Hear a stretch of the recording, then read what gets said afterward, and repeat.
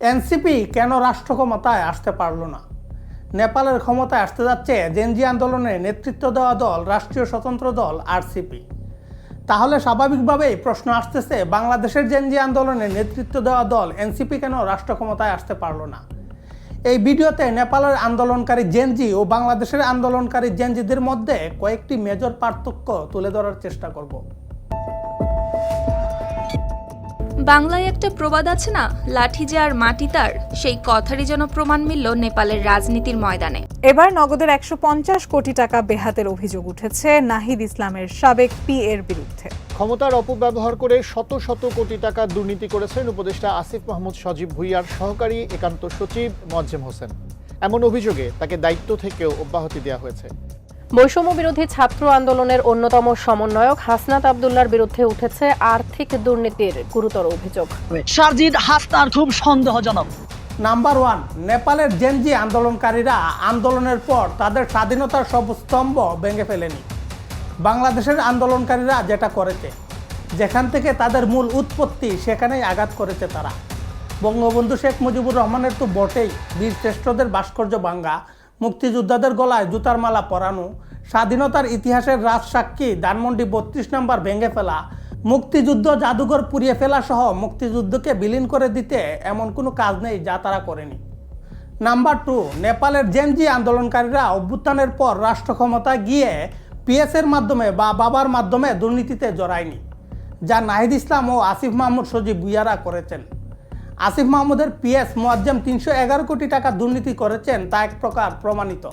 তাছাড়া আসিফের বাবার নতুন করে ঠিকাদারি প্রতিষ্ঠান খোলা, নাহিদের বাবার নামে জুলুমের অভিযোগ তো আছেই। এছাড়াও সমন্বয়কদের দামি দামি গাড়ি চড়া আঙ্গুল ফুলে কলাগাছ হয়ে যাওয়া ছিল চোখে পড়ার মতো।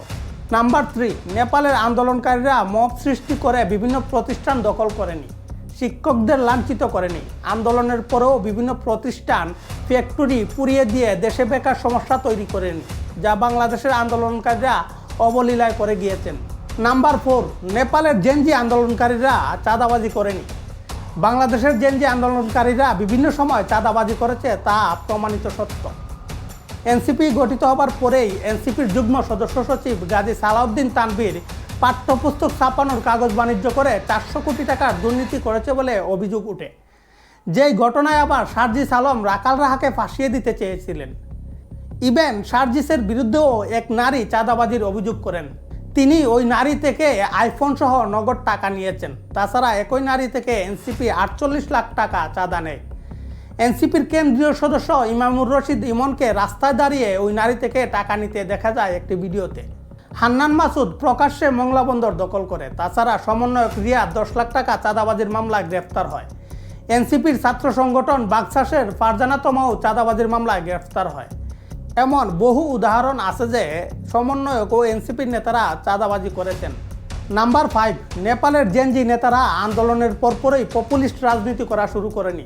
বাংলাদেশের আন্দোলনের পরে হাসনাত আব্দুল্লাহ এমন একটি ইসলামিক দলের অনুষ্ঠানে যায়, যেই অনুষ্ঠানে নারীদেরকে অকথ্য ভাষায় গালাগালি করা হয়। হাসনাত ওই অনুষ্ঠানে গেলেও তার কোনো প্রতিবাদ করেননি।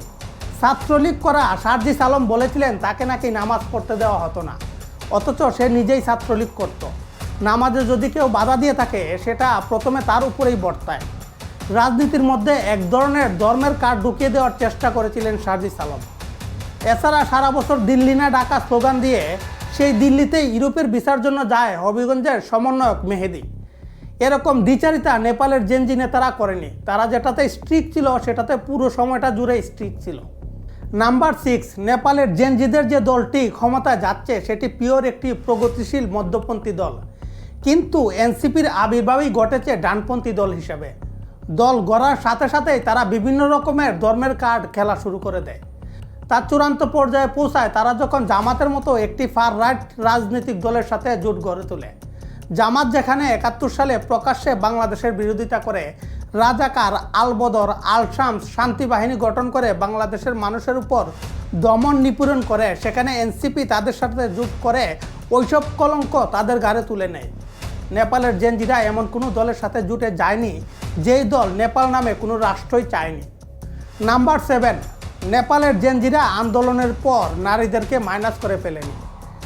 সেখানে এনসিপি আন্দোলনের পরপরই উমামা ফাতেমা, নুসরাত তাবাসসুম ও স্মৃতিদের মতো প্রগতিশীল নারীদের লাইমলাইট থেকে সরিয়ে ফেলে। পরবর্তীতে জামাত জোটে যাওয়ার সময় তাদের যে কয়েকজন গুরুত্বপূর্ণ নারী সদস্য ছিলেন তাদেরকেও মাইনাস করে ফেলে। এর মধ্যে 6 জন গুরুত্বপূর্ণ নারী ছিলেন, তাদের মধ্যে উল্লেখযোগ্য তাসনিম জারা ও তাজনুবা জাবিন। এমনকি সামান্তা শারমিনও ওই জোট থেকে সরে দাঁড়ায়। এতেই এনসিপি প্রমাণ করে তারা একটি ফার রাইট পার্টি, যেখানে প্রগতিশীল নারীদের কোনো স্থান নেই। বাংলাদেশের মানুষের গড় আইকিউ কম, কিন্তু বাংলাদেশের মানুষ রাজনৈতিকভাবে খুবই সচেতন। এনসিপি বা আন্দোলনকারী জেনজিদের বিপক্ষে এত অভিযোগ থাকার পরেও তাদেরকে রাষ্ট্র ক্ষমতায় নিয়ে আসবে, সেটা ভাবাটাও তো একটা ভুল ধারণা। এনসিপি যদি তাদের এইসব কলঙ্ক গুছাতে পারে, ভবিষ্যতে হয়তো রাষ্ট্র ক্ষমতায় আসতেও পারে। কিন্তু আপাতত এনসিপি একটি এক্সট্রিম ফার রাইট পার্টি হিসেবেই মানুষের কাছে পরিচিত। নেপালের জেনজিদের মতো বাংলাদেশে এনসিপি কেন ক্ষমতায় আসতে পারেনি তার আরও বেশ কিছু উদাহরণ দেওয়া যেত। তবে আজকের মতো এই পর্যন্তই। ভিডিও ভালো লাগলে অবশ্যই লাইক, কমেন্ট, সাবস্ক্রাইব করবেন। ধন্যবাদ সবাইকে।